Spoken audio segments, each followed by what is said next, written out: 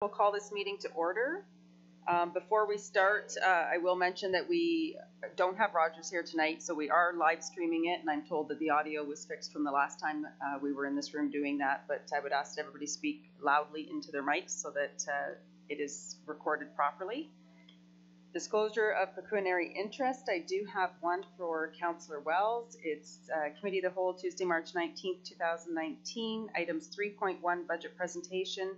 3.2, Budget Public Input. 4.2, Director of Finance.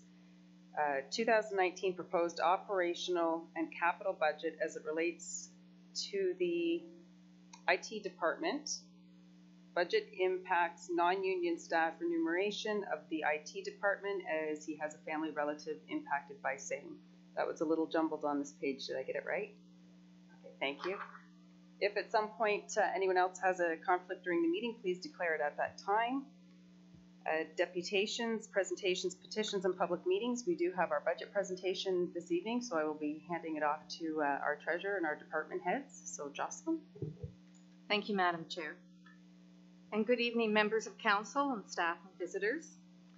This evening, we're pleased to provide the 2019 proposed operating and capital budget, as well as the 4-year operating forecast and the 10-year capital forecast. So the presentations consist of 3 sections. We'll have a corporate overview of the budget, and then the department reviews. Each department lead will present their budgets, and lastly we'll review the forecast. So beginning with the corporate overview, some of the topics that we'll review is council's priorities, the budget process that we've undertaken. We'll highlight some ask different register questions, whether it's a postal code, and look at the impact to the average household, and review our reserves, and then we'll have the departmental presentations, and lastly the forecast. So I'm going to start with the council priorities, and there are 11 priorities included that drive the budget, and I'm going to review each of the priorities exactly as they are stated. So beginning with the first one I have here, determine the town's role in the development of the downtown area and beachfront. Determine the best locations and build a new twin pad, arena, and library. Promote and facilitate the construction of affordable, attainable, and safe housing. And support the private sector in growing and diversifying the tax base. Then we have continued to build a safer and healthier community, mindful of the needs of various neighborhoods in town. Implement changes to council's governance and structure to improve accountability and transparency.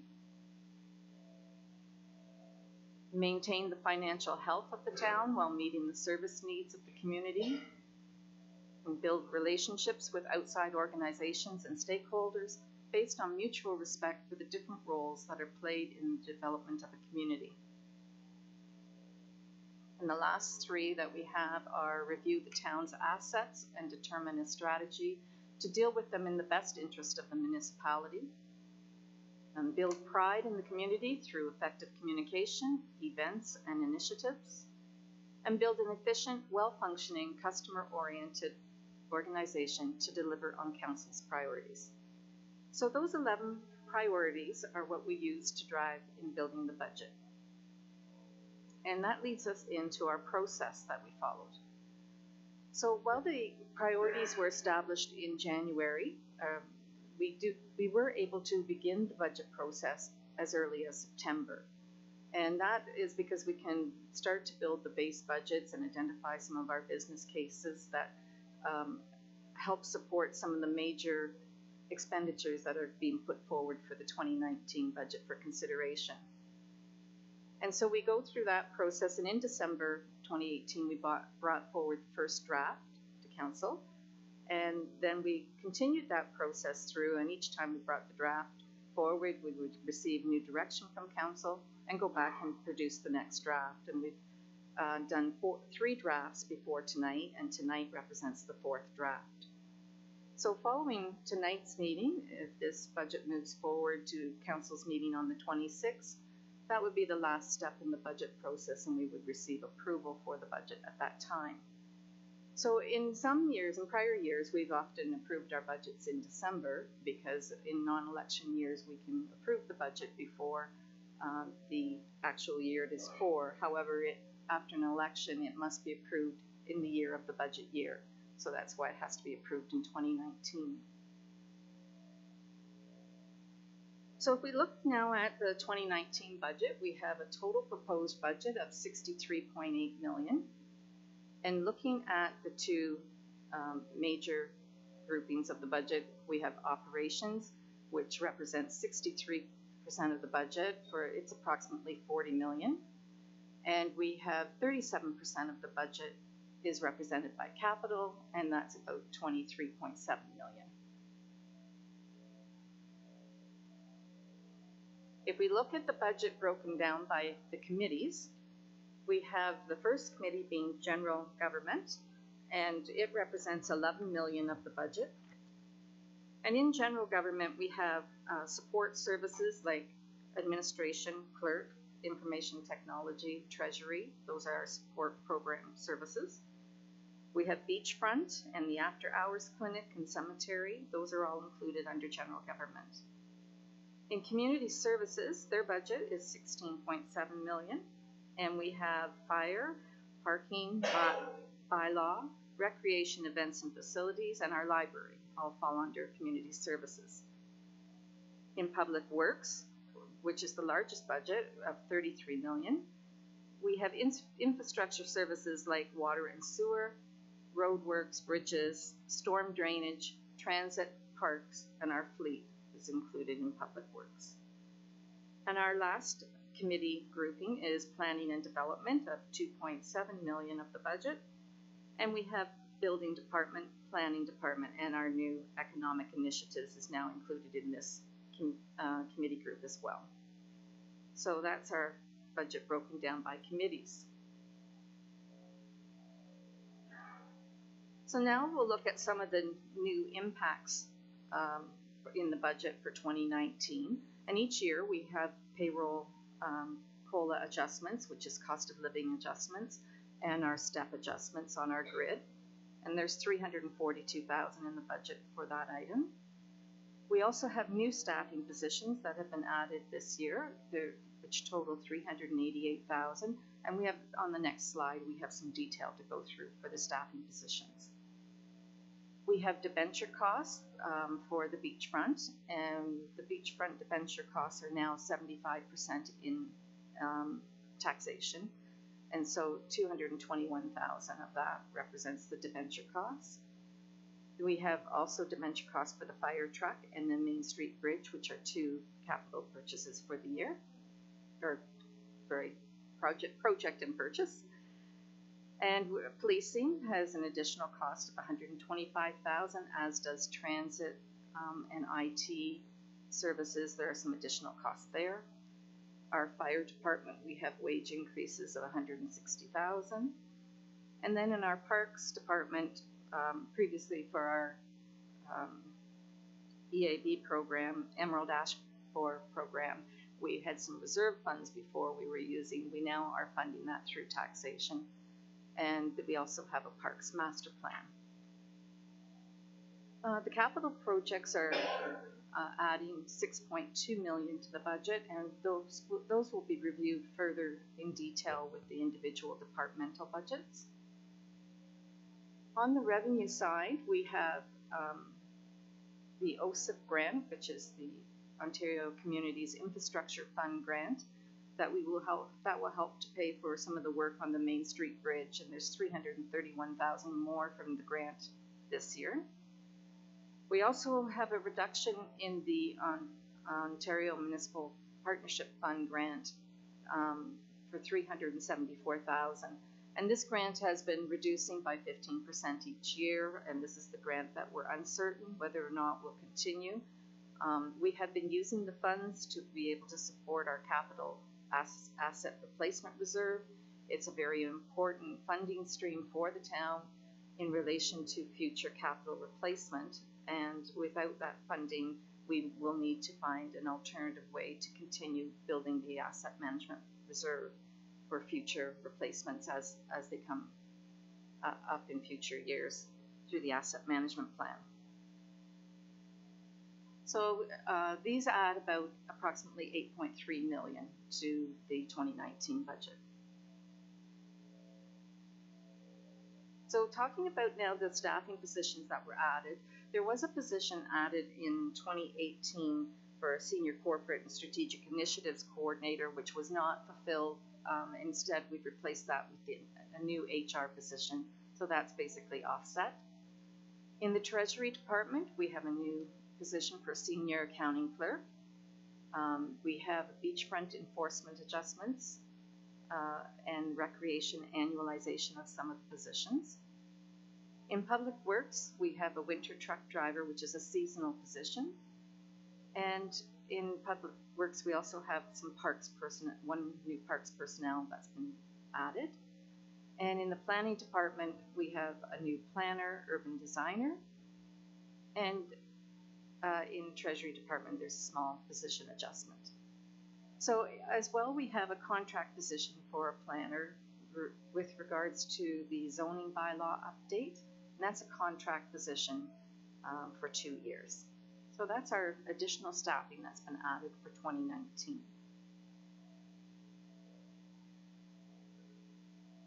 So now I'll turn to the external revenues and the reserves of $63.1 million that's included in the budget. So our largest revenue stream comes from taxation, which is 37% or $23.5 million. And then reserves have been utilized more in the 2019 budget, and they're contributing 22% or $13.7 million.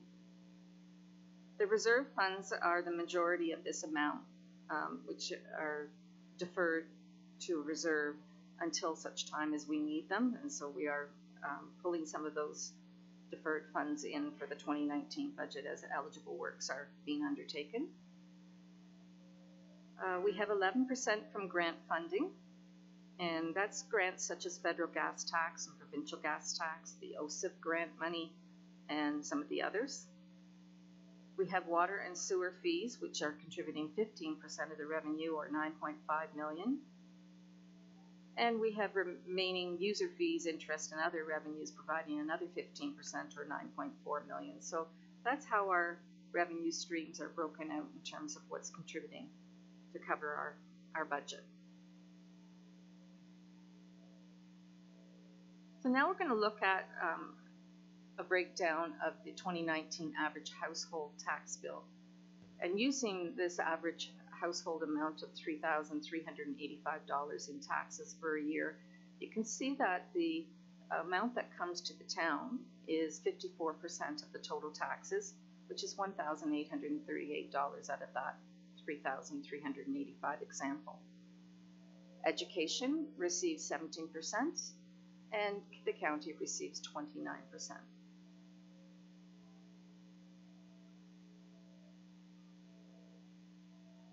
The 2019 municipal levy that's required for the budget is $23.5 million. And in 2018, we needed $21.9 million. So we have a difference of $1.6 million more in the budget this year. And what this chart will show you is that from growth, which was 1.98%, we were able to receive new revenues of $469,000. And we also receive new revenues from the phase-in that's created as each year in the 4-year term, the assessment values are increased. So there's $443,000 in revenue there.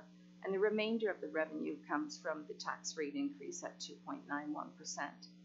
And that's how we fund our new taxation amount for 2019.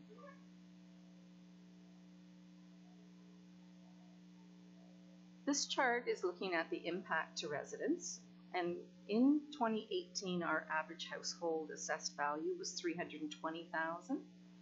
For 2019 the average assessment value is $339,990, and this comes from MPAC. They provide all of the assessed values in Ontario. And there's a larger increase in 2019 of $19,990 on the assessment. So when we look at the total increase for that average household, it would be $156.95 for the year, but of that amount, $105 is related to the increased value of the assessment. And that leaves $51.92 remaining to cover the tax rate increase.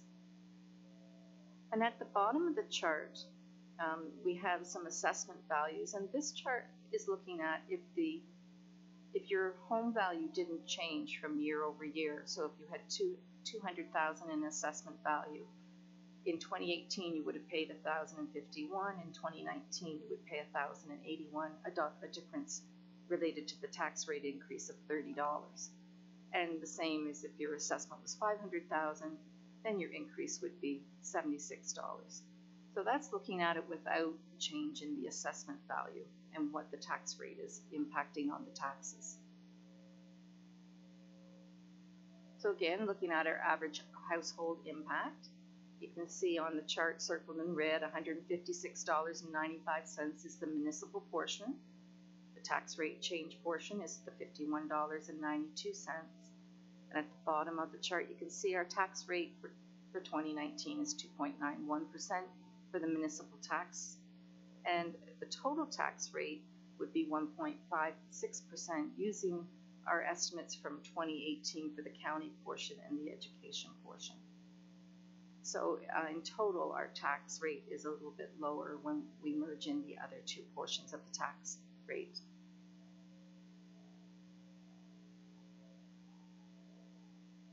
This table provides a summary of how your tax dollars are put to work on $100 as a basis. So the first one that you can see, the largest expenditure goes for policing at $20.12 on the $100. Next, it's followed by fire and then public works. Those are our three top areas of expenditures. Then you can see the administration support services for council, treasury, and those other types of programs at $8.46 of the $100. Then we drop down for the next three are similar for recreation, parks, and adventures, and so forth, moving down from planning and winter maintenance and so forth down to the bottom. And this gives you a sense of how the expenditures are, the budget, how it is allocated. So the next few slides are going to review the reserves. And the first section looks at the general reserves, and these are unrestricted. And general reserves are created by council, and they are able to be used at council's discretion. And often they're used for tax rate stabilization or one-time purchases that might need to be made. And they're grouped into different, with several different categories for general reserves. The major reserve that is used is the capital replacement reserve. You can see that in 2019, the capital replacement reserve will be $14 million at the end of the year. So we use that to fund new vehicles and new projects that are capital related. We also use our working funds and our tax rate stabilization, and that's how we help to minimize some of the impact on the tax rate. And these reserves are funded by either year-end surplus, when we move the surplus into various reserves, or sometimes they are funded by specifically being identified in the budget as being needed to be built for future purposes. And so that's the purpose of these reserves, is to fund future requirements. We also have the obligatory reserve funds, and these are restricted. They can only be used for the purposes of which they are identified. And they are created through legal means or agreements. Federal gas tax, provincial gas tax, and development charges are examples of the obligatory reserve funds. And when we receive these funds, rather than them going into revenue in the year that we receive them, they are put to the reserve and held until such time as we need to use those funds for eligible works. And at that time, we will draw them into that year and start to use them. So it's normal to be drawing these types of reserves into the budget year when you have eligible works for them. And at the end of 2019, we're estimating to have 10 million in the obligatory reserves. We are beginning the year with 18 million. So you can see that there is a significant amount of eligible works occurring in the 2019 budget year that will draw on the reserves. Discretionary reserve funds are those reserves where council has specifically set aside funds for a purpose that can't be used for any other purpose. So for example, that we have our discretionary reserve for the library, a new library. And the library board created this reserve a number of years ago, and we have $157,000 that we plan to use in the 2019 budget. We also have a new discretionary reserve fund for 2019, and this one is for library donations. And this is an externally restricted reserve from donors who are making contributions for the new library. So when we put all of our reserves together, you can see that at the beginning of 2019, we opened the year with 60 million in reserves, and we will use approximately 13 million of the reserves and are forecasting an ending reserve balance of about 47 million.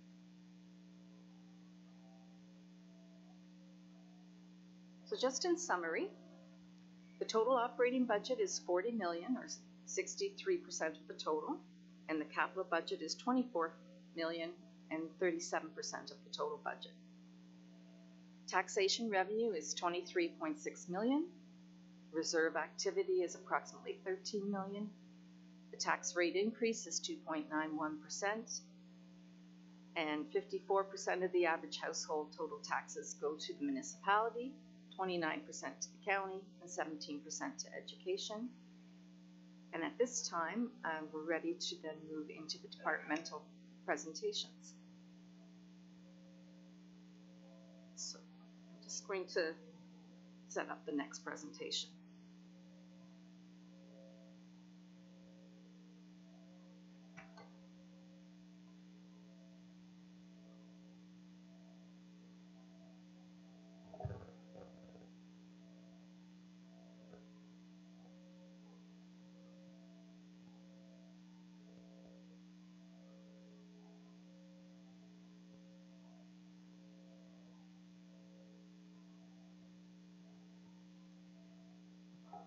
Okay. So this is the all the departments will provide presentations for each of their areas, and we're going to run through the presentations for each committee. So under the General Government Committee, we'll have a presentation for Council, Administration and Beachfront, and then Clerk, Bylaw and Cemetery, and followed by Treasury and Information Technology at this time, and then we'll move into the next committee. So I'll pass the slide presentation at this time over to George. Thank you, Jocelyn. Your worship, members of council, it's my pleasure to commence the departmental presentations. We're going to start with the council presentations, and if you're following along in your budget book, please refer to page 40 in your printed copy. And I'm just going to go through the highlights of council's budget, followed by administration. Then Juliano is going to present the beachfront, and then I'm going to come back and talk about nonprofit housing and whatnot. So that'll be the administration presentation. So with council's presentation, I just want to refer to the slides. You'll see council's priority listed there, and what I've done is I've grouped those priorities into 4 themes, and basically the first one is to serve residents, support community, build economy, and municipal leadership. So when you take those 11, you can distill it down into those 4, and it fits right into that box. So the highlights of the council budget are that overall the council budget has increased by a little over $59,000 over 2018.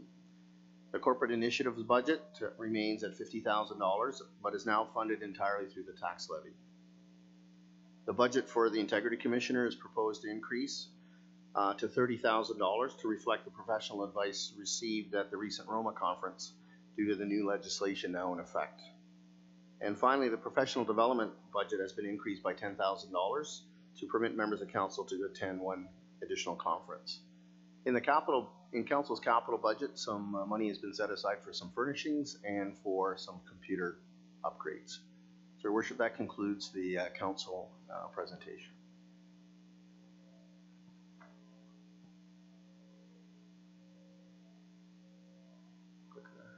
Okay, so we're going to move on then to administration, and if you're following along, page 43 in your hard copy of your budget, and those are the highlights, and I'll just quickly refer to the highlights in my presentation. In the operating budget under administration, you'll note that the revenues shown for the Ontario Municipal Partnership Grant is $2.1 million, and that's a decline of $375,000 over 2018. And in expenditures, down in the expenditure portion of the budget, you'll see that $1.8 million is proposed to be transferred to reserves, leaving $331,000 to support the operating budget. And we have talked about this in the past at committee, where we're not sure where the government is going with the Ontario Municipal Partnership Fund, so we're monitoring this very closely in future years. Full-time wages have been increased to reflect a full year of the human resource assistant position and step movement on the grid and COLA increases. A new human resource software program has been added to the software and licenses. And near the bottom of the page, $50,000 has been included as a placeholder for job evaluation pay equity adjustments. And you'll note at the bottom of the page as well that the NVCA operating and capital budget has been reflected in the budget. Under capital, you'll notice that the federal gas tax revenue has increased by about $69,000, which is a good news story for the municipality. And under expenditures, these funds are going to be transferred to the reserve funds and be used for future public works projects. Funds have been budgeted to replace the building and planning counter with new centralized counter to better serve the public. And finally, there's a small amount to replace a security camera in the town hall parking lot, and to add a second security camera looking over the parking lot. Worship, that concludes the administration budget. I think we're just going to keep carrying on. Okay. I'm now going to refer to the beachfront property management, and I'm going to ask Giuliano to come to the table and he can go over the highlights for the beachfront property management. Mayor, members of council. You have the highlights there on the slide that we have. I'm just going to highlight some of the major operating capital expenditures in the beachfront expenditures. With the dissolution of the Beachfront Management Board, this budget now is at zero expenditures. Beachfront enforcement, it's essentially a status quo budget. Part of the reorganization of the municipal law enforcement has allowed this to happen. Beachfront maintenance, this covers both Beach 1 and 2. Wage increase reflects some new contract positions, additional hours for the maintenance of 5 washrooms. Previously, we had 3 of the washrooms were done on a contract position, and now we're doing them internally with the other 2 that we have. Beach Area 2, there's been some money set aside and budgeted for cleanup of sand and scrub brush in the Beach Area 2. That's the MPA, the municipal picnic area. Under beachfront events, under revenue, grants have not been budgeted for. If the town receives the Celebrate Ontario grant, it will be a bonus, and we'll show it at later, but it has not been budgeted for. Full-time wages have been reduced, but there's a new employee line. This is reflective of the reorganization of the special events department. $25,000 has been allocated for the Main Street Market and Entertainment, and I'll refer to this a little later when I get to the Main Street Market. Monies have been budgeted for new events and sponsorships that may arise during the year, and the event listing reflects those events taking place in the vicinity of the Beach Area 1. On to the Main Street Market. The status quo budget, wages have been allocated to reflect the portion of the assistant beachfront manager position. Additional dollars have been allocated to maintain to freshen up the kiosks. The budget shows a transfer to reserves. However, when this is offset by the amount budgeted for entertainment, that was mentioned before in the special events, the net gain will be $4,300 that goes towards the market debt. Beachfront rental properties, the rental revenue is based on estimates of the buildings being leased. Revenue from the utilities collected from the tenants for shared services will also be collected, shows as a revenue line. New employees line has increased to reflect contract extensions for both the beachfront manager and assistant manager. And also a 12-month contract has been added to replace the previous contract custodian position, offset by reductions in the janitorial budget. The janitorial services budget now is at zero. Part-time contract wages has increased to reflect the portion of the assistant manager position wages, and ground maintenance has a little larger increase to reflect the asphalt repairs in the various parking lots. Under capital, Beach 1 and 2 maintenance, expenditures on items related primarily to the maintenance of the town-owned Beach Area 2 lands, and under the rental properties, there's been small budget enhancements to improve the visitor experience. Dollars have been allocated for maintenance on various properties, and the budget includes the last 3 security cameras for the beachfront area and installation costs as well. Presentation for the beachfront section of the budget. Thank you, Worship. I'll take it over from here, and we're going to deal next with the affordable housing budget, which is on page 53 of your package. That's the clerk's office. I'll just speak to it then. It's a very modest budget. This program covers the 2 homes the town owns at 404 and 414 Mosley Street, 3 units in total. The revenues reflect the rent collected from 1 tenant still remaining in one of the units, and the expenses relate to maintaining the 2 buildings. The town is able to transfer a small amount to reserve each year, and that's shown in your budget pages. Next, if we turn to page 54, that's the budget dealing with the after-hours medical clinic. And this is the after-hours medical clinic that's being operated by the town on a trial basis using facilities at the Georgian Bay Community Health Center. The trial runs to the end of November of this year, and the clinic has just moved to offering services 6 days or 6 evenings a week, which is good news, and that was the original intent. So under the budget, under the operating budget, the revenues show a transfer from reserves, and this is a carry forward from the 2018 budget for the unexpended funds for the balance of the trial period.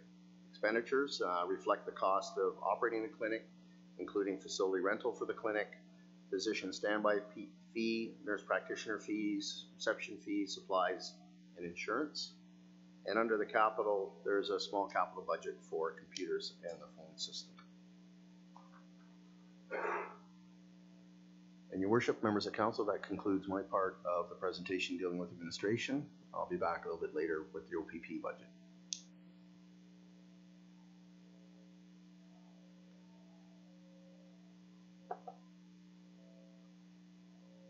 Worship, I'm here to present the clerk's office and cemetery and bylaw budgets. You'll see before you the mission and goals of the clerk's office with a view to council's priorities specifically on governance, improving accountability and transparency, and building an efficient and well-functioning customer-oriented organization. The clerk's department goals are focused on technology improvements, records management, legislative changes, and improvement to council communication of decisions and reorganization of duties in the department.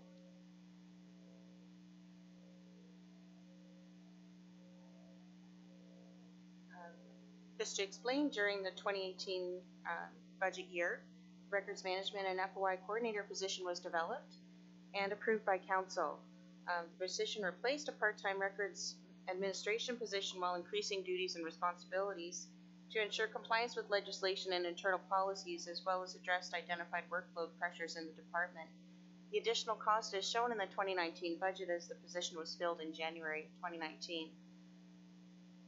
Main changes for the 2019 budget in the clerk's department are related to software improvements with regards to records management and agenda management.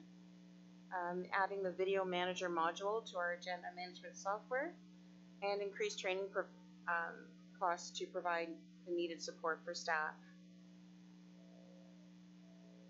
In regards to the cemetery, cemetery operation costs have not significantly changed. However, the need for the expansion has depleted reserve with the building of the road and installation of the columbarium. A review of fees is required this year to ensure sustainability going forward.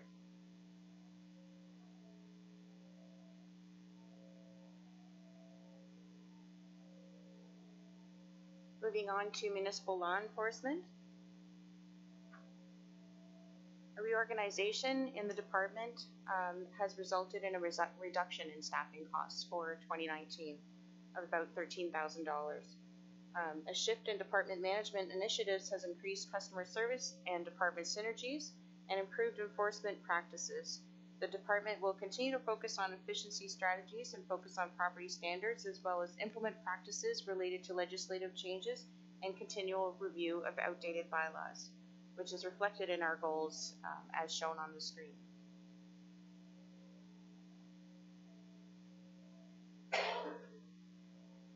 Some of the highlights of the municipal law enforcement and licensing budget. The new K-Line licensing program has launched and is continuing to be successful. Parking management revenue is $235,000. There's $60,000 in capital, most of which is the replacement of a vehicle and parking lot improvements. The bylaw management department has a $424,000 operating expenses, and there's a new property standards focus for this year. Our beachfront enforcement net operating expenses are about $136,000. That's my presentation on.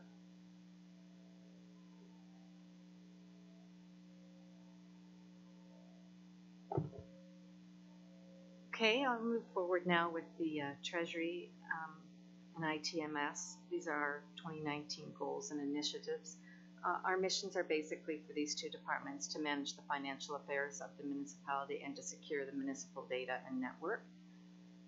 We have some goals that we are focused on for 2019. We have asset management planning, and they're under the Ontario Regulation 588-17. There are new phases to be implemented over the coming years with regards to asset management.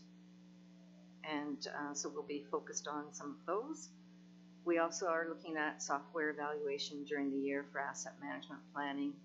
Our committee will look at that, and as well we're trying to see if we can find some alternative softwares for budget, not for implementation in 2019, but for reviewing and seeing what we can come forward with in 2020.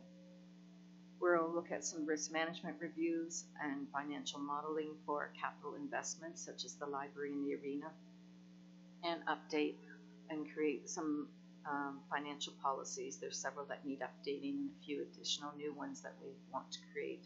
So we'll be focused on those goals for 2019.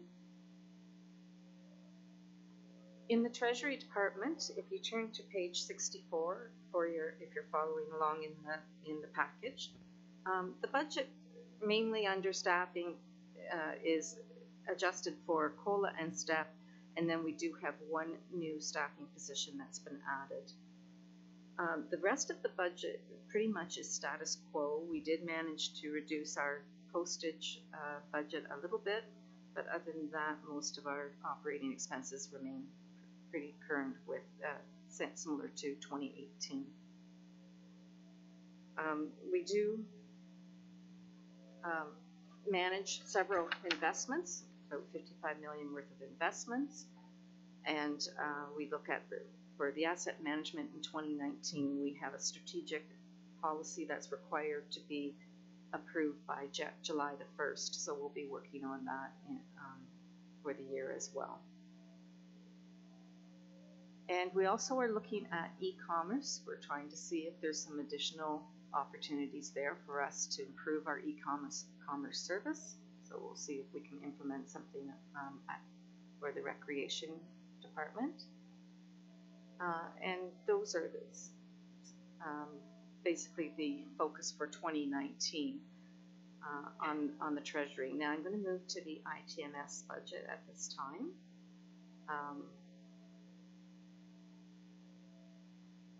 So that is on page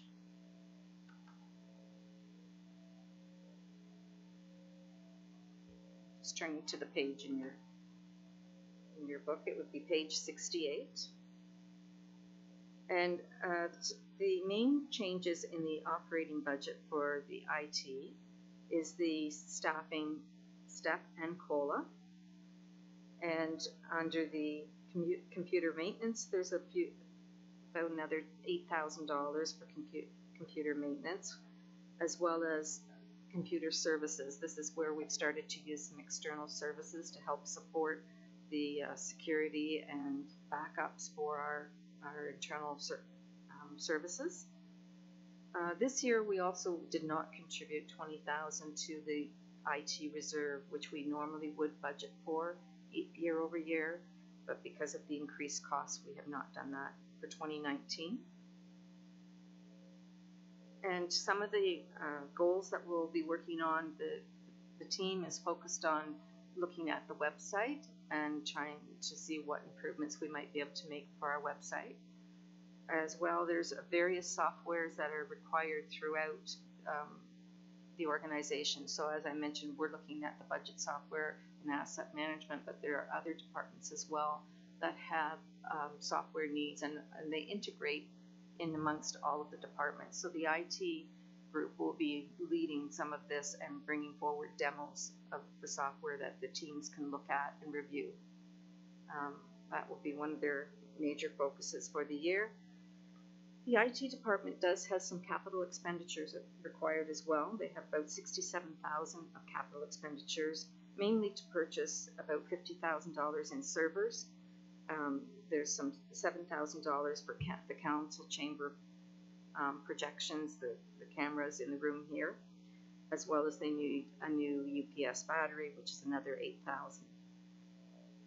So that gives you some of the ideas that IT will be working on for 2019 and their budget for the coming year. So we now move into Community Services Committee, which covers fire and emergency, and recreation, events and facilities. And also policing is underneath the Community Services Committee, which we'll start with policing before we move on to the other slides, if that's all right. Chief, is that okay? Yeah. Okay.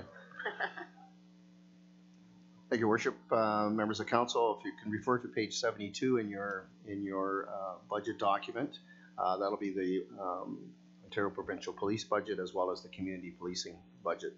Under the highlights of this budget, we have the revenues for the Provincial Offences Act. Revenues is looking to decline by about $10,000 to align it more with actuals for 2018 or from 2018.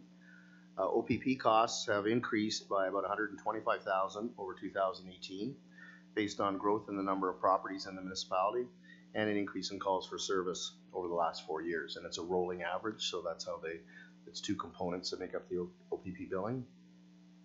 The total cost of policing for the municipality now sits at about $4.9 million, 20% of the overall budget, as we saw earlier on the slide. It's the largest single item in our budget.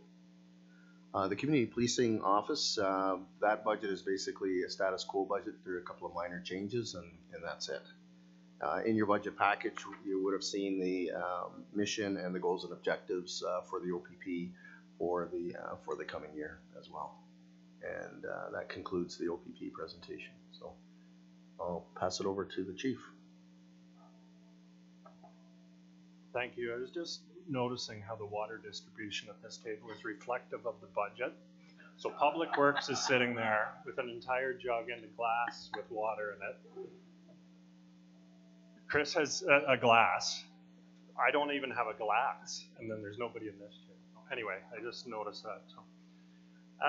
So included in your budget agenda are the account details and the mission statements and goals and objectives for the fire department, emergency planning, and health and safety. I'll leave those to you to read at your leisure.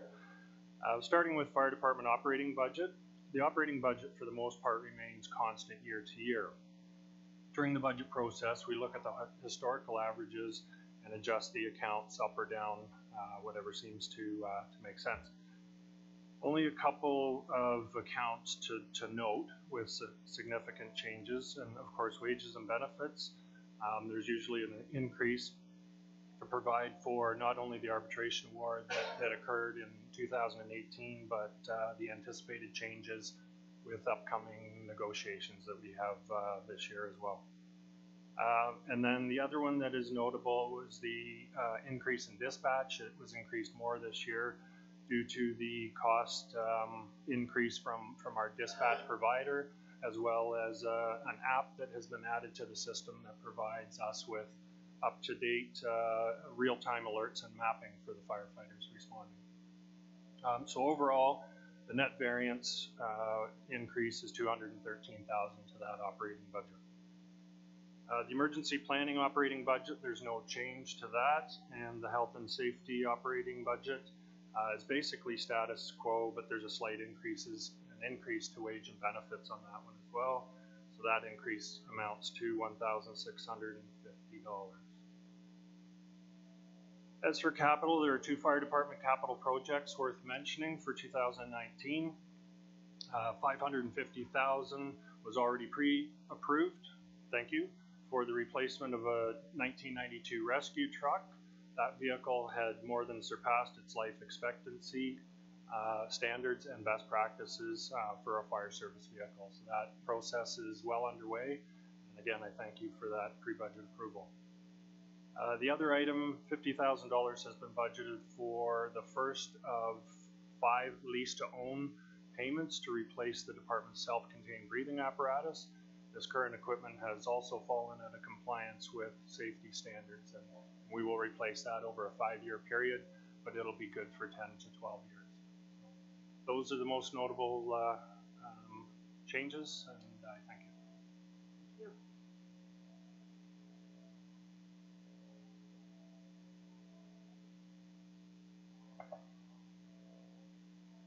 Good evening, Your Worship and members of council.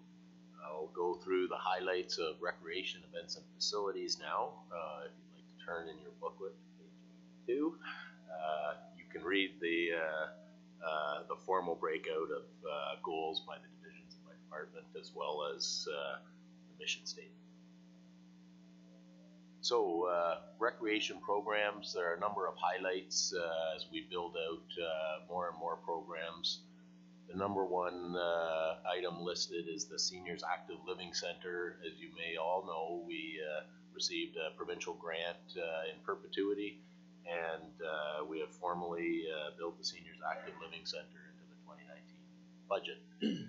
We have also formally adopted the volunteer programming position, as well as former programs that were developed out of an original Trillium grant.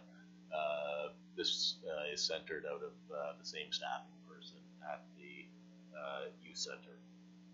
Beyond that, the youth center is working on their strategic plan. This should be finalized this year, and we're building out strategies to have the youth advisory committee adopted by council later this spring.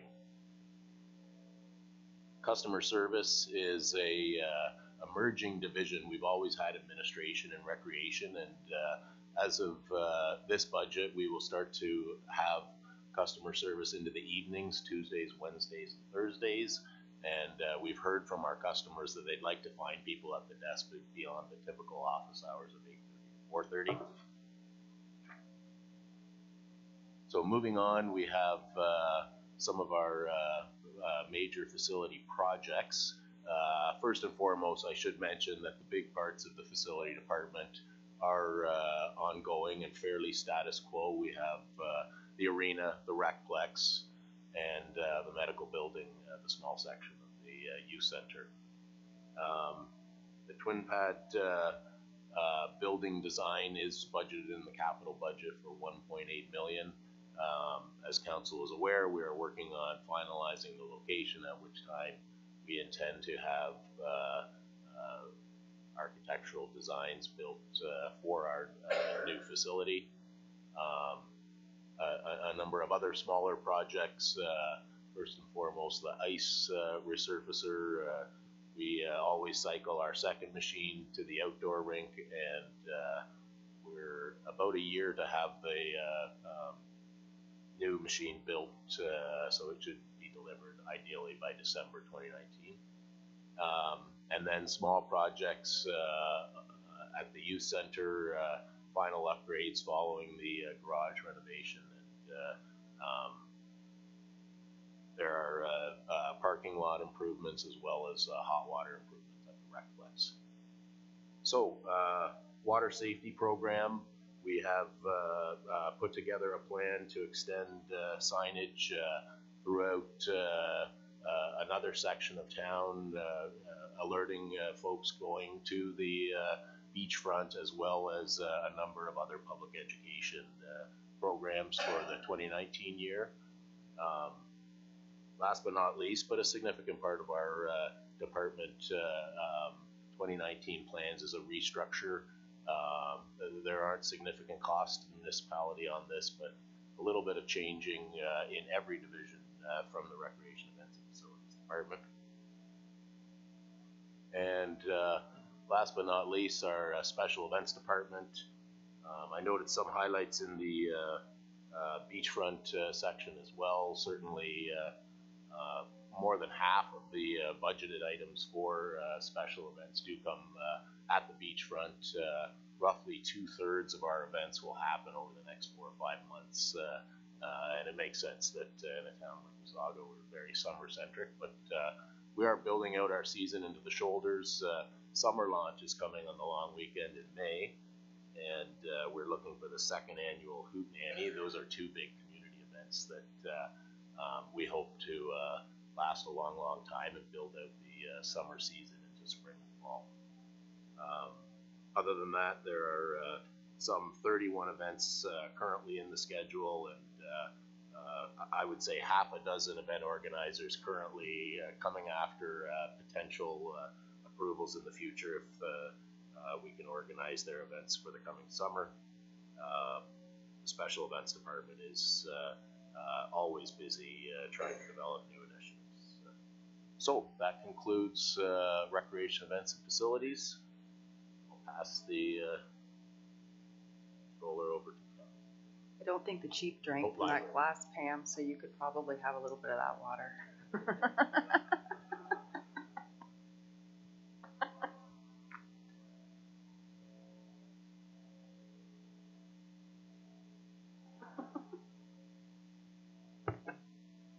Thank you, Your Worship, members of council.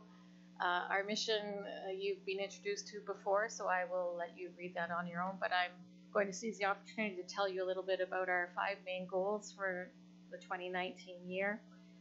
Goal number 1, the library board and staff were dedicated to working towards the planning of a new, larger library for the Wasaga Beach community.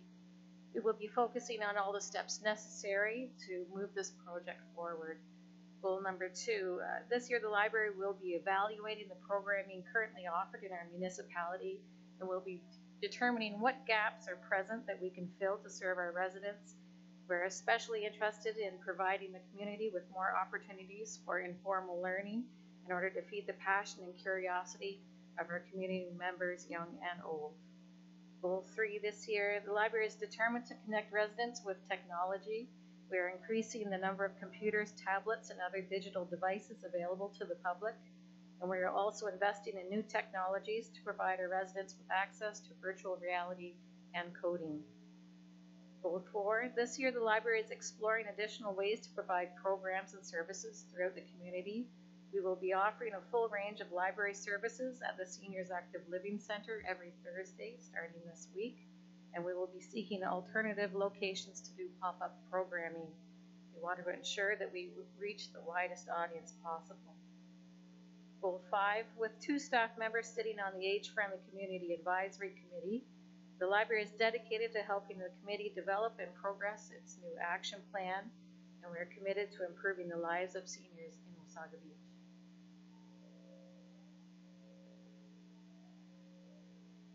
In 2019, the library managed to achieve a number of small increases on numerous budget lines. We asked for some small improvements in areas like marketing, office, furnishings, and computer, just to manage the changes and improvements that are needed. Our bigger budget increases include the following. The library has obtained through reserves $1 million to be utilized for ongoing planning and design of a new library. The amount is approximately 10% of the projected cost of the new build and will be used for planning, consultation, and architectural services.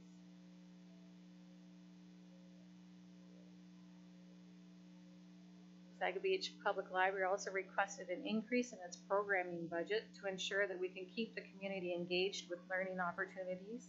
We want to maintain the excellent seniors programs that we have been delivering with the support of the Seniors Community Grant, which is not available this year. And the library plans to provide more inspiring opportunities for children, new ways to get them excited about science, technology, art, and nature. We also managed to get some additional hours in our part-time budget, and we're going to use those to boost our programming and services.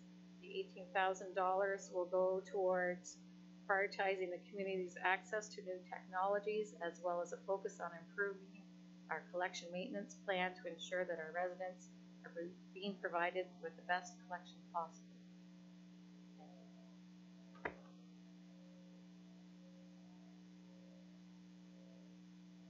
Who's next?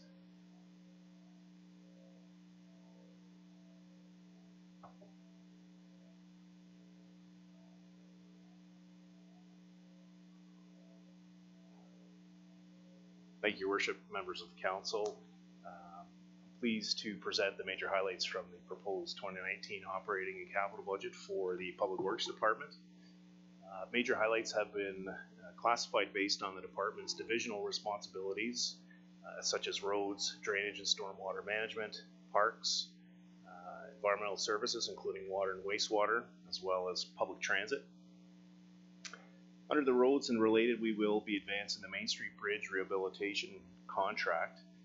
As you know, this bridge was originally constructed in 1960 and is slated for major rehab works in accordance with the recommendations of our biannual structural bridge inspections, commonly referred to as the OSIM inspections.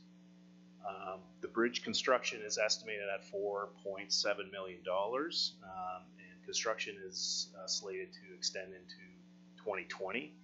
The costs you see above is simply reflective of the projected costs for 2019. And staff is certainly aware that an enhanced communication strategy will be critical for the success of this project, given its location and proximity to certainly Beach Area 1 and 2. This project is being funded through multiple sources, OCIF, federal gas tax, as well as debentures. We also have the continuation of River Road West Phase 1 improvements, surface course asphalt, concrete sidewalk on the north side, as well as boulevard restoration and street lighting. In addition, we plan to advance Phase 2 of the utility relocates, primarily the hydro pole relocations of River Road West from Veterans Way to Blueberry Trails.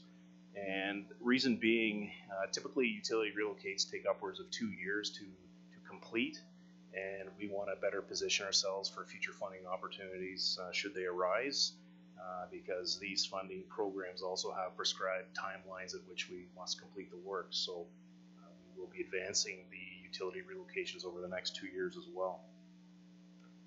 The detailed design of Mosley Street, urbanization, 45th Street to Beechwood Road, is also slated to advance in 2019.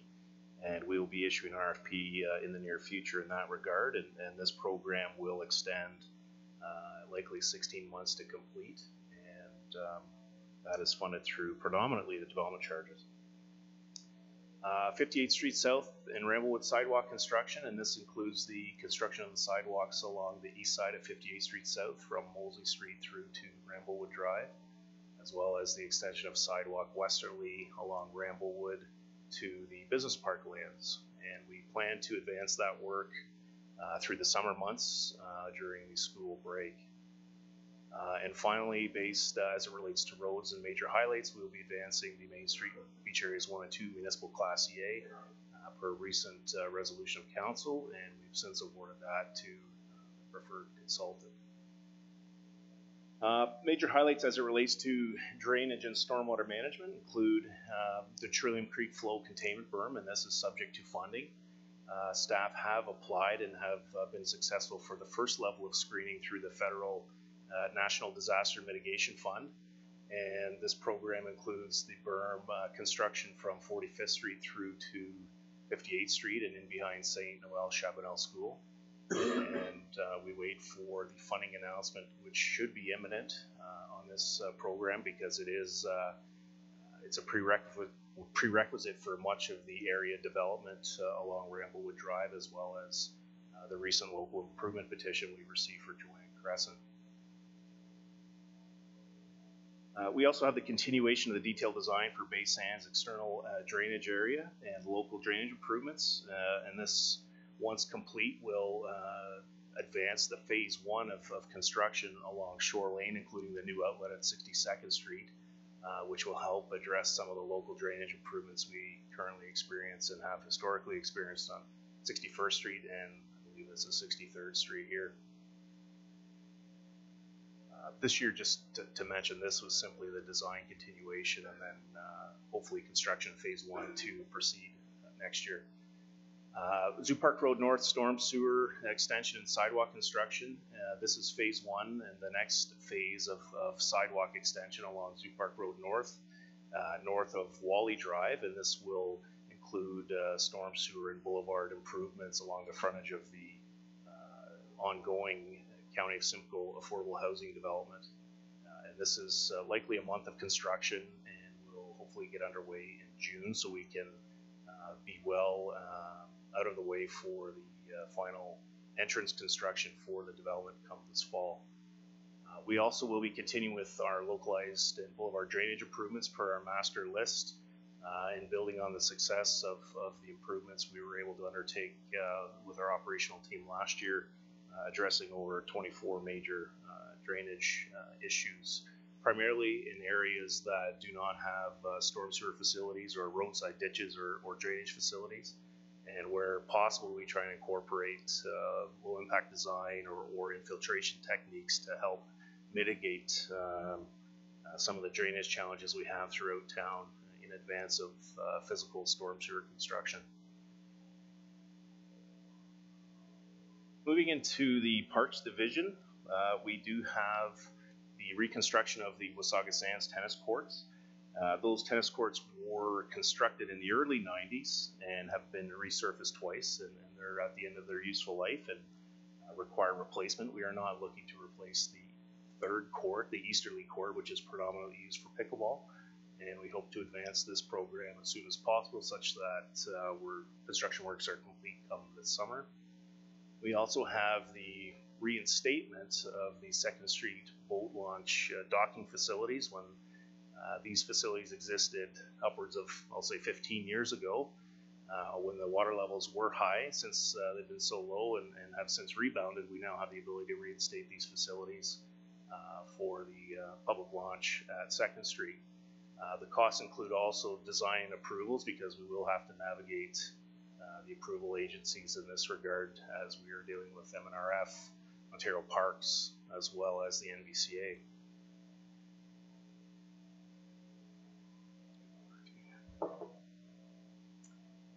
We also have the continuation of the pedestrian bridge improvements as identified through the recent pedestrian bridge inspection program undertaken in 2018. And this includes the repairs to the Krister Avenue Bridge along the Carly Patterson Trail, We have the replacement of the Basswood Bridge along the McIntyre Trail, and we have the designs underway for the Pridham Park and the Orchard Drive bridges, which require they require replacement. So those works are underway as well under the Parks Division. Moving into environmental services, we have the Water Pollution Control Plant tertiary filter replacement and upgrade, and it's recommended that Aqua advance the design and construction or replacement of the existing sand filter media at the treatment plant with disc filter technology. And we've already completed an evaluation process of various disc filter replacement options, and we're currently underway with presentations from suppliers. And the sand filters are at the end of their useful life, and originally installed in '81 and upgraded in 1998. The West End Water Storage Reservoir and Depot, the detailed design and stormwater management works will continue. This is an extension of 2018 assignment, and this will help facilitate the extension of Joan Avenue in the coming years, as well as site development to accommodate the future water reservoir, which will be a design program in the next 1 to 2 years. And that program will also help accommodate commercial fire flow demands in the West End. And finally, in conjunction with the Centennial Trail secondary plan and the external works that we understand will be underway by the developers this year, we'd like to coincide the replacement of the existing water main that is suspended from the Ackerman Bridge, and we like to leverage the construction activities that are underway with the developer and directional drill replacement water main under the creek at that location. Moving into transit, as council is aware, Wasaga Beach has a fully accessible conventional system, but it does not have its own dedicated specialized transit service. We have relied solely on the Red Cross to provide accessible service to those who require it, and particularly those who reside beyond the fixed routes. And although this model meets the needs of some of our residents within the community, it's predominantly for medical appointments, and as such, staff is looking to complement this service to ensure full compliance with AOD legislation, including route coverage, scheduling, and fare parity. Now, we are looking to partner with the Red Cross to expand this service, or potentially even the County of Simcoe as they advance their transit link with the City of Barrie through Wasaga Beach this coming summer and fall. Finally, we have the sub-regional transit feasibility study, and building on the success of our involvement with the Regional Affordable Transportation Task Force, area municipalities continue to recognize the value of joint partnerships, particularly as it relates to public transit. And Wasaga Beach, Collingwood, Clearview, and the Blue Mountains have committed to undertake a feasibility study to explore the possibility of a sub-regional transit system for South Georgian Bay. And we're simply exploring a new approach to potentially managing the various independent transit systems, and possibly establish either a local service board or transit commission to manage all systems as one entity, similar to a regional system but on a smaller scale. And with the ultimate goal of improved ridership, rider experience from a standpoint of convenience and consistency, not only from scheduling, fare parity, transfers, but also implementation and utilization of smart card technology. And so we're pretty excited about the outcome of that study and what benefits there may be or may not be. And we have a $30,000 allocation in this study, but also the town of Blue Mountains and the town of Collingwood are equal partners in that advancement. We're looking to develop and move forward with a new transit mobile app, which will help route planning and will be integral with all systems from Blue Mountain, Collingwood, Wasaga Beach, as well as the county. And we also have the continuation of our transit shelter improvement program, and look to install 2 additional transit shelters in 2019 at locations based on ridership statistics and input from our transit operators. And that, Your Worship, members of council, generally summarizes the highlights for the various divisions within the Public Works Department. Thank you.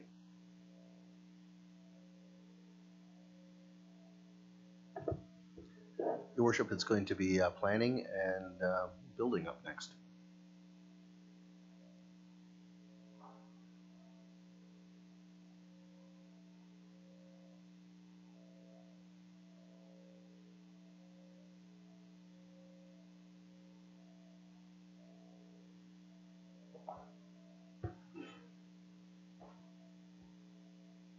Mr. CAO, on our screen here is the fleet. So who's Yes. I was just looking to the Director of Public Works to see if there was, Leo speaking on there. Yep.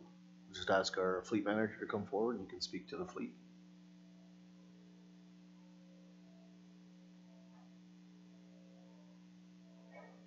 Yeah. Is it in the budget to Okay. have a longer cord or anything over there? Pass it around.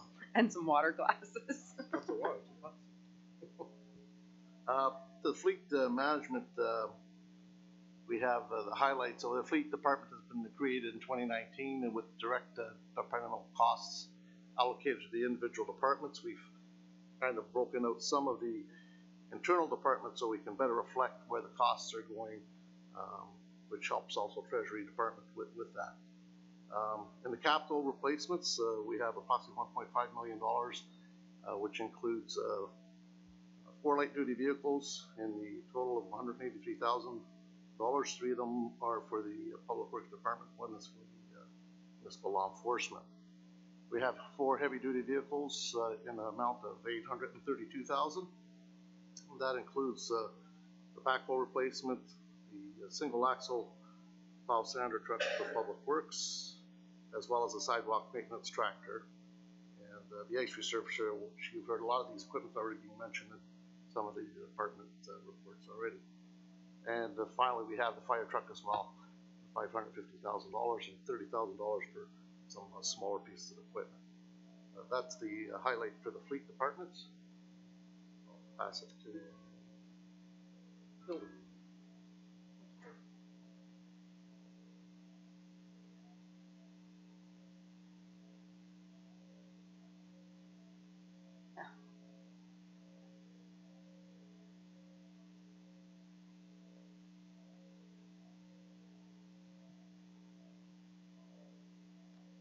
Council, Your Worship and Council. The Development Services Committee involves both the Building Services, Planning and Economic Initiatives, Health and Communities Network, and Community of Adjustment.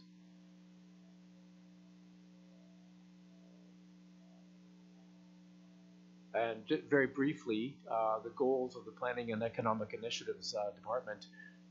We're currently working on a new official plan update. This is complementary to a new budget item for a follow-up official plan update. So the current official plan dates to 2003. So too does the zoning bylaw. For a year now, we've been updating the official plan. That update would include and will incorporate a community improvement plan that would be town-wide. That's an ongoing initiative. We're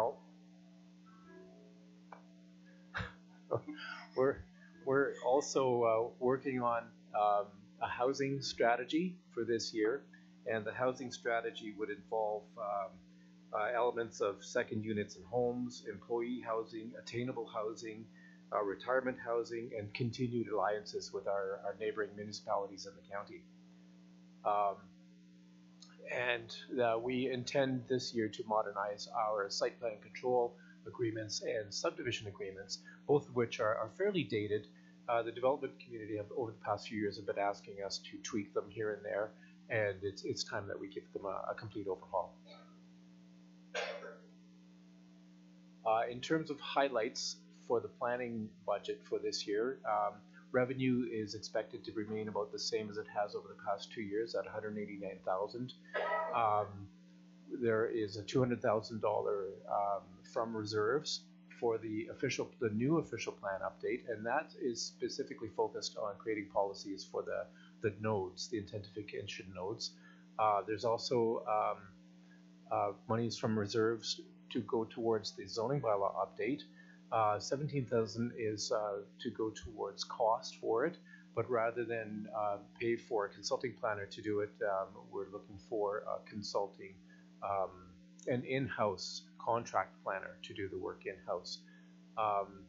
So there are 2 new staff. There's a new implementation planner to help out with the workload for development applications, and we're asking for a specialty of urban design as well to help out with the nodes. The contract policy planner is the one I just spoke about to help out with the zoning bylaw.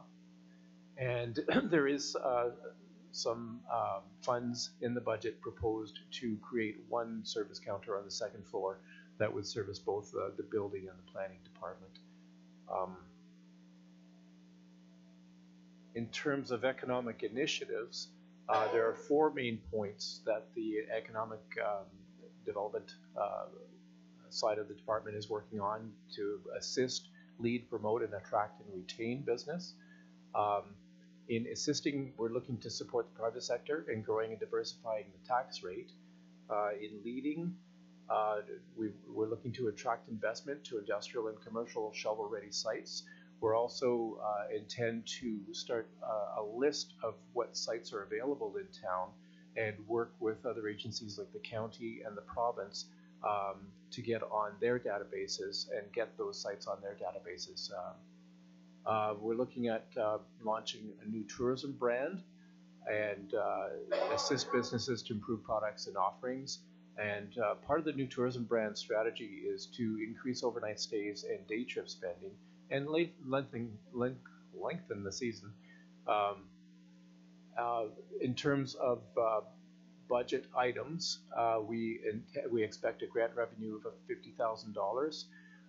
Through the reorganization of the divisions from the old Economic Development Division and Planning, there's been a savings of $65,000 in the budget, while still incorporating 1 new staff for economic development. And the marketing and advertisements budget remains unchanged at $95,000. The development agreements, there's a $25,000 item, and that's an item for community improvement plan requests from the public. And should there be approval for that, that's what the money is set aside for. And finally, there's money set aside and proposed for the Chamber of Commerce building at $36,000. And that concludes the Planning and Economic Initiatives budget. Thanks, Doug. Your Worship, members of council, and we have some residents in the audience tonight, so I'll address them as well. There's a little tradition in hockey when there's a new member of a team.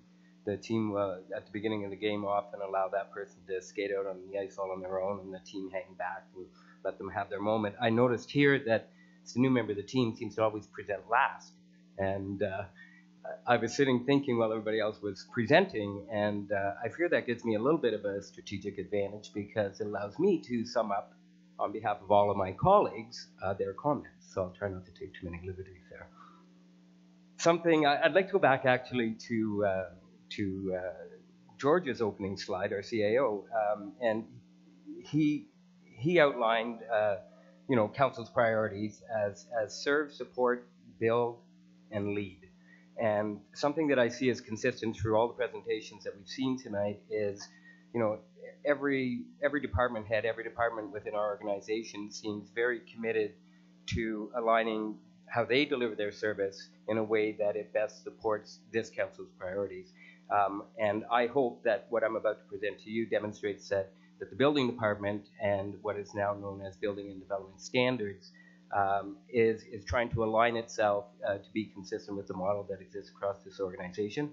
So with that said, some of the things that we're going to be really focused on this year, our biggest priority is customer service. And, we have a technical aspect to what we do. We do that very well.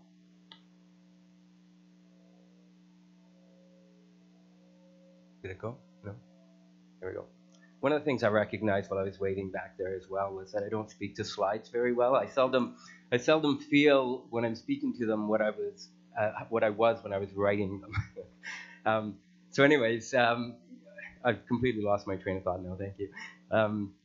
We're going to be very focused on customer service, and I think I was saying that we do the technical aspect of our job very well, but I think it's important that we never forget why we do it, and we're here not only in support of the other departments across our organization, but we're here in support of council's priorities, and we're here hopefully to instill a little bit of fun into the permit process for our residents. I'll have a little bit more on that later.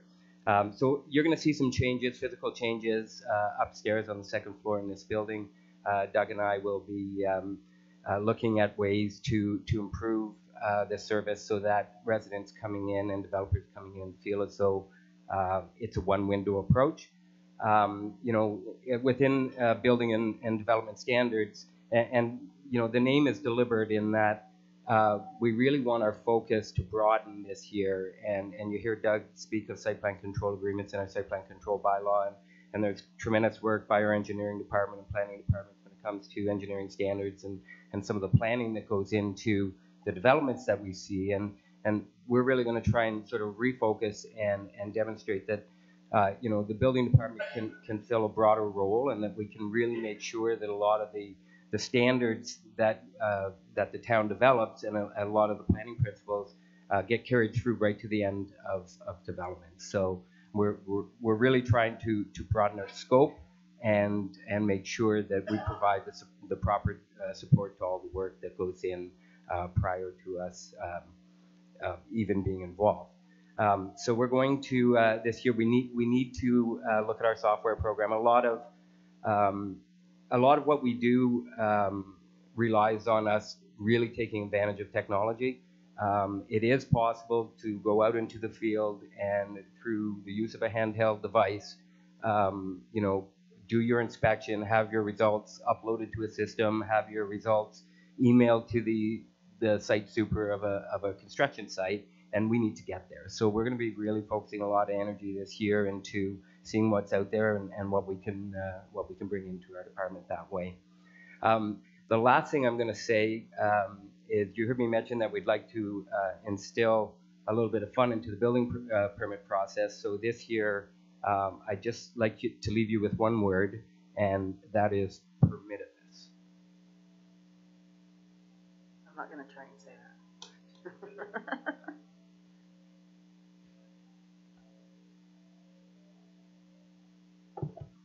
Okay, thank you very much for that. And thank you to everyone for all of their presentations. We're now at the last part of our presentation, which is looking at the forecast. We have the 4-year operating forecast and the 10-year capital.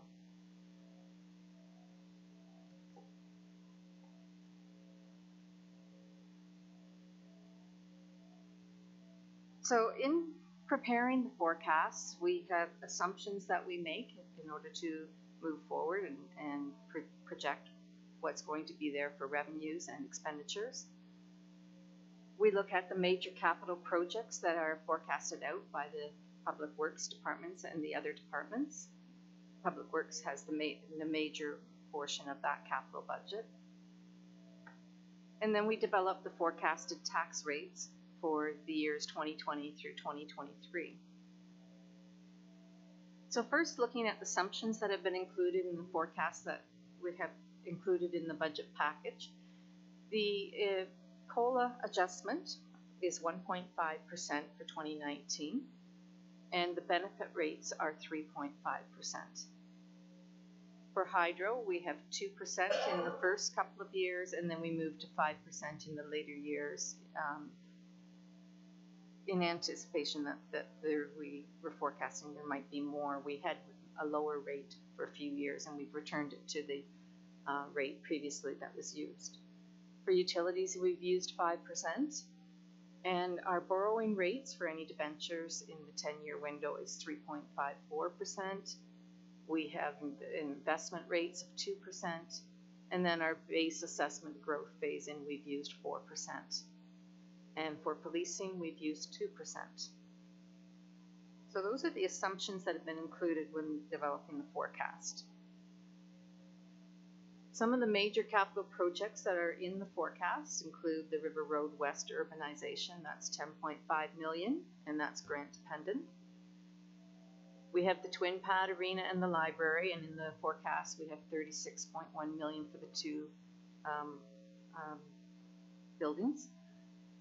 For Mosley Street urbanization, we have $6 million, and the Public Works Depot, $5.2 million, And then we have the Main Street Bridge repairs at 2.1, and an aerial platform replacement of 1.4. So those are some of the major capital items that are included in the forecast outlook. This is part of the forecast outlook for the 4 years where we calculate the estimated tax rates. And so beginning in 2020, the amount of capital is 3.3 million, and the amount of operation taxation is 23.8. So we have a total of 27.1 million for the 2020 budget. And at that time, when we compare the tax rate to the 2019 tax rate in the forecast, it is showing this large 10.83%. However, this is really just a heads up for everyone that we are identifying. There's a lot of capital works coming in the next 3 years. There's quite a bit that's in that first part of the forecast time period. However, when we start the 2020 budget process, there are options that council will have at that time, and those options will be considered further, but they need that opportunity for everyone to look at them to make that decision as to how they'll be funded. So that smoothing of the tax rate will occur as we start the 2020 process. And then, as you can see, the tax rate declines in the years afterwards. So we have this peak, and then we have a decline, and then we'll look at ways of how we're going to smooth that so we don't have that jump in the first year and followed by declines. So that just gives you a little bit of the forecast for the 10-year capital and the 4-year operating. And that concludes our budget presentation for the evening. So I'd like to acknowledge the budget team includes staff and council, and it requires the efforts of all team members to complete the budget process. So I want to thank all of the staff and council, and we appreciate all the hard work that everyone's put into the budget process and the many meetings and the discussions. And then lastly, I'd like to have a special thank you for Cindy Moore. She's our budget analyst. She keeps us all coordinated and brings the whole package together. And so it's a complete team effort, and thank you, everyone. Thank you, Jocelyn, and thank you to staff. I know that the budget does take a lot of time, so I appreciate all the effort that has gone into it. The next part of our meeting is to receive public input on the budget. So if there's anyone present, please feel free to come to the mic, state your name and address for the record, and we have staff here who can answer your questions on the budget. Your Worship? Oh. Over here. Where is that coming from? Sorry to interrupt, Your Worship. Going through that presentation, in George's section on the administration department presentation, specifically talking about the after-hours clinic, there's a grant that was carried over from last year. As the chair of the CHC, I'm going to declare a conflict of interest on that and vote on everything other than that. I'll fill out the paperwork while the public's doing it. And that would be in sections 3.1, 3.2, and 4.2, anything related to the after-hours clinic in the CHC. Okay, and I'll get something. Okay, thank you. So again, I'll ask if there's anyone in the public who has a comment or question. David Matthews, 8 Coles Court. I have a few questions, I guess, more so than what's going on with the budget. Both provincially, federally, 80% of all corporations where they have a salary-based employment do not pay overtime. Their time is either you do the hours and that's it, or you get it in lieu. So you get a day off at pay. I don't understand why we are paying people overtime that are on salary. I'd like that explained. I think that is a big burden on our budget, and I don't think the taxpayers of Wasaga Beach deserve that. My second thing is, the forecast is a 10% increase in taxes next year. Why are we going through the process of building an arena and a library that we cannot afford? Why do we not make supplement payments into an account until we have at least 50% of that covered before we go into the process of building? A 10% increase will kill a lot of seniors in this town on their property taxes. And that is something I think you people have to really consider. The other thing I want to state, there was a statement in the newspaper from one of our councilors that says the town is not in the entertainment business. Okay, basically, I can read the whole thing if you want. Well, but is it tied to the budget somehow? Yes, it is. We pay an event coordinator money to do events in this town. We have a councilor saying that is not our business. Then why are we paying that person that money to handle events? That is our business. We are a tourist town. We should be paying a professional event coordinator to get events into this town to help lower our tax bases. That's all I have to say. Thank you. Jocelyn, I'm going to get you to perhaps answer the first two questions there, the overtime and the 10% comment, as that relates directly to the budget discussion this evening. Thank you, Madam Chair. With regards to the overtime, our staff do have there is a policy to take overtime in lieu. There is some overtime option to be paid as well. That's part of the policy that's been in place for the town and would require council's consideration if it were to change. But at this time, that is the practice. With regards to the forecast for the arena and the library, and considering, I believe what the gentleman was suggesting was a sinking fund in order to acquire the monies prior to building the arena and the library, we would have some difficulty at this time to be able to do that, given the life cycle status of some of the buildings. So we do need to move forward before we would be able to establish a sinking fund and build the monies for that. However, I think it must be stressed here very clearly that the forecast numbers are not what is likely going to be in the 2020 budget and the following years. It was simply a matter of there needs to be more discussion with council as to how they want to smooth that tax rate out, as opposed to us forecasting it without that discussion. So I think it's really important that we do not spend too much time on that 10% because it's not going to be there. It's just highlighting that we have some work to do going forward. Thank you. Is there anyone else in the public with any questions regarding the budget? No? Okay. I'll ask one more time. The deputy clerk is telling me I have to one more time. Okay. Thank you. And I'll ask if there's any questions or comments from council at this point. Councillor Watson. Thank you, Your Worship. I'd just like to thank and commend our entire staff at the Town of Wasaga Beach for the time and effort, the forecasting, and the thought put into this budget. From our CAO to our department heads and all staff involved, I think they did a wonderful job, and I also thank my colleagues on council for the work that they put into the budget. Thank you. Thank you. Any other comments? Councillor Belanger? Yeah, thank you, Your Worship. I just want to echo the same remarks.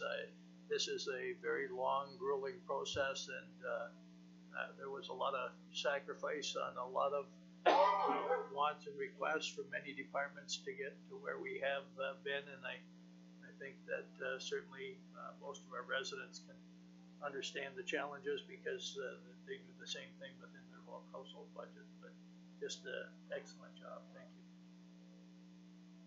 Councillor Kinney? Thank you, Your Worship. This being my first go round at the budget, I just again want to echo my colleagues' admiration to the staff, because I know there was a lot of work that was put into it and a lot of identifying that the money does come from our residents and a lot of cases from our taxes.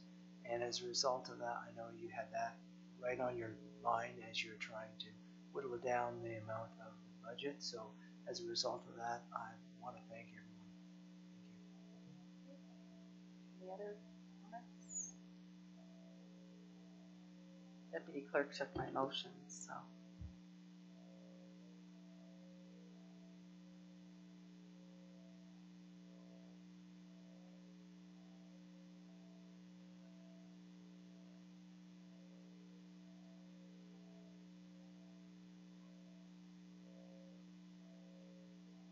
I at least have the Thank you, Worship. MVCA Just- motion back.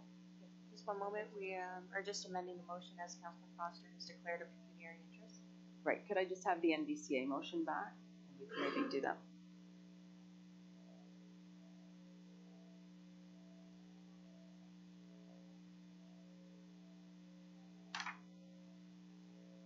So under new business, we do have the NVCA. Councillor Watson as the rep, did you have any comments to make? Thank you, Your Worship. Just a quick recap. There's 18 member municipalities of the Conservation Authority. Our total levy this year, including capital, is around $244,000. It's an increase of 4%. Our portion of the 18 municipalities is about 9.7%, and our levy is based on our population. So as our population grows, the levy goes up also. But overall, it was a well thought out budget going forward for 2019. Thank you. Thank you. I'll read the motion. It's moved by Councillor Foster, seconded by Councillor Belanger. Be it resolved that Committee of the Whole refer the 2019 Nottawasaga Valley Conservation Authority NVCA draft budget to the Treasurer for incorporation into the town's 2019 operating budget. Is there any discussion? We'll call for the vote. Councillor Belanger? In favor? Deputy Mayor Bray? In favor? Councillor Foster? In favor. Councillor Kinney? In favor. Councillor Watson? In favor. Councillor Wells? In favor. Mayor Byfolchi? In favor? The vote is 7 in favor and 0 opposed. The motion is carried.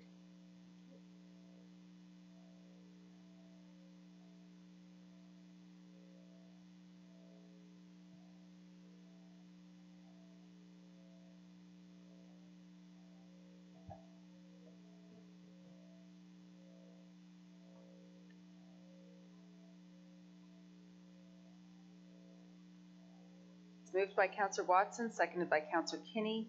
Be it resolved, the Committee of the Whole recommend to Council that the proposed 2019 operating and capital budget, excluding the information technology budget and after-hours clinic budget, and the 4-year and 10-year capital forecast be approved. Any discussion? We'll call for the vote. Councillor Belanger? In favor? Deputy Mayor Bray? In favor? Councillor Foster? In favor. Councillor Kinney? In favor. Councillor Watson? In favor. Councillor Wells? Mayor Byfolchi? In favor? The vote is 7 in favor and 0 opposed. The motion is carried. Thank you. And it's moved by Councillor Kinney, seconded by Councillor Watson. Be it resolved that Committee of the Whole recommend to Council that the proposed 2019 operating and capital budget of the Information Technology Department and the after-hours clinic budget? No? Okay, sorry. So the Committee of the Whole recommend to Council that the proposed 2019 operating and capital budget of the Information Technology Department be approved. Questions or comments? We'll call for the vote. Councillor Belanger? In favor? Deputy Mayor Bray? In favor? Councillor Foster? In favor. Councillor Kinney? In favor. Councillor Watson? In favor. Mayor Byfolchi? In favor? The vote is 6 in favor and 0 opposed. The motion is carried. And it's moved by Councillor Wells, seconded by Councillor Belanger, that Committee of the Whole recommend to Council that the proposed 2019 operating and capital budget of the after-hours clinic be approved. We'll call for the vote. Councillor Belanger? In favor? Deputy Mayor Bray? In favor? Councillor Kinney? In favor. Councillor Watson? In favor. Councillor Wells? In favor. Mayor Byfolchi? In favor? The vote is 6 in favor and 0 opposed. The motion is carried. Thank you. We have no closed session, no reports for closed session, and our CAO has something.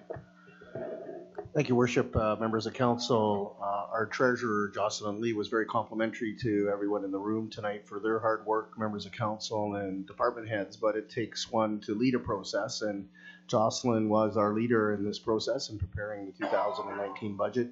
her and her team of Cindy and all of us working with Jocelyn, but she certainly led the budget, and I just wanted to pay my respects and regards to Jocelyn for her excellent work in preparing the 2019 budget.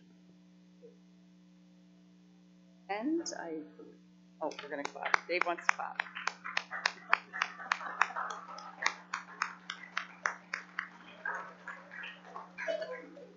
Thank you, and with that, we are adjourned.